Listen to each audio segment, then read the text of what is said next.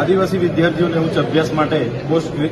Post metric શિષ્યવૃત્તિની યોજના ચાલુ હતી ત્યારે ગુજરાતની ભાજપની સરકારે 28 ઓક્ટોબર 2024ના રોજ પરિપત્ર બહાર પાડીને આ શિષ્યવૃત્તિની યોજના બંધ કરી દીધી છે, જેના કારણે nursing, BSc nursing, diploma, degree engineering તમામ પ્રકારના કોર્સમાં અભ્યાસ કરતા 60,000 જેટલા વિદ્યાર્થીઓને તાબડતોડ કોલેજો દ્વારા ફી ભરવાનું સૂચન કરવામાં આવ્યું છે અને ઘણા લોકોને આ ફી ભરાતી ન હોય એમને એડમિશનો રદ કરીને એમને ડોક્યુમેન્ટ આપી દેવામાં આવ્યા છે। ત્યારે આ 60,000 વિદ્યાર્થીઓના ભવિષ્યનો સવાલ છે। અમે ગુજરાત સરકારને કહેવા માંગીએ છીએ, એમના ટ્રાઇબલ બજેટમાંથી અનેક તાઇફાઓ થાય છે, કરોડો રૂપિયાના ધુમાડા થાય છે, તો આદિજાતિ વિદ્યાર્થીઓ ભણશે એની સ્કોલરશીપ કેમ બંધ કરવામાં આવે છે? ત્યારે ભાજપની આદિવાસી સમાજ પ્રત્યેની વિરોધીની આ માનસિકતા છતી થઈ છે। ત્યારે અમે કહેવા માંગીએ છીએ, દિન 5માં જો આ સ્કોલરશીપની યોજના આદિવાસીઓને વિકાસથી અથવા તો જે સરકારી લાભ છે એનાથી કેમ વંચિત રાખવામાં આવે છે? તો નમસ્કાર દોસ્તો, ફરી એક નવા વિડીયોમાં આપનું સ્વાગત છે। તો વિડીયોમાં વાત કરીએ તો જે શિષ્યવૃત્તિની જે પદ્ધતિ નીકળી છે નવી, એમાં વિદ્યાર્થીઓને કોઈ જાતની સહાય મળશે નહીં,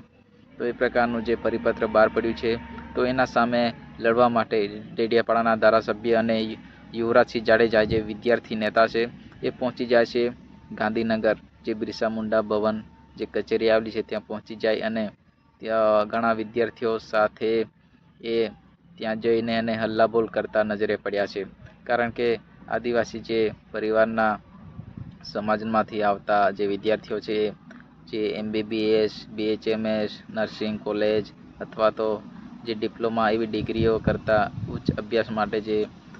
ભણતા હોય છે, ત્યારે એ લોકોને જે શિષ્યવૃત્તિ મળતી હોય છે એનાથી સહારો મળી જતો હોય છે, પરંતુ જે આ શિષ્યવૃત્તિ ઘણા વર્ષોથી આપવામાં આવતી હતી તે સરકારે બંધ કરી નાખવામાં આવી છે। તો એના માટે એના વિરોધમાં ધારાસભ્ય શેતરભાઈ વસાવા અને યુવરાજસિંહ જાડેજા જે વિદ્યાર્થી નેતા છે એ પહોંચી જાય છે અને ત્યાં હલ્લાબોલ કરતા નજરે પડે છે અને સરકાર સામે દિન 5 સુધીમાં આનું નિરાકરણ ના આવે તો અમે જે બિરસા મુંડા ભવન છે અને સચિવાલયનો ઘેરાવો કરીશું, એ પ્રકારની ચીમકી આપી છે। આદિજાતિ વિકાસના મંત્રી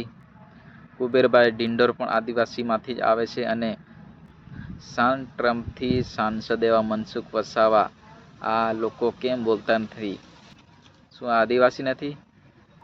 આદિવાસી લોકોએ તમને પ્રતિનિધિ કરવાનો તમને મોકો આપ્યો છે, લોકોએ તમને આ પોસ્ટ, આ જગ્યા સુધી લોકોએ તમને વોટ આપીને આ જગ્યા પહોંચાડી છે, ત્યારે તમે આદિવાસીના અવાજ ઉઠાવવા માટે કેમ ડરો છો? એ પ્રકારનો શેતર વસાવા સીધો આક્ષેપ કરી રહ્યા છે।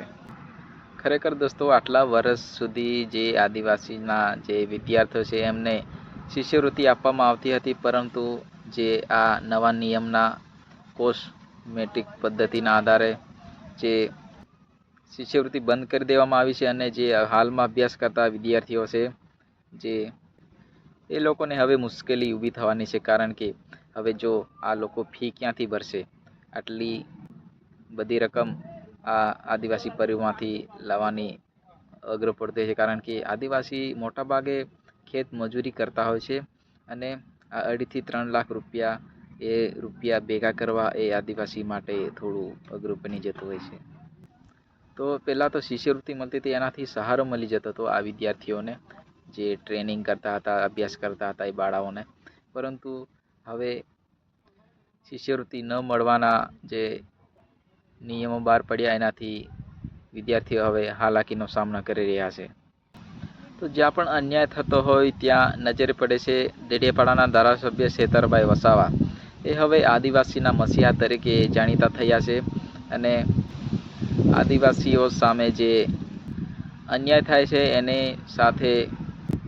શેતર વસાવા અવાજ ઉઠાવતા નજરે પડે છે।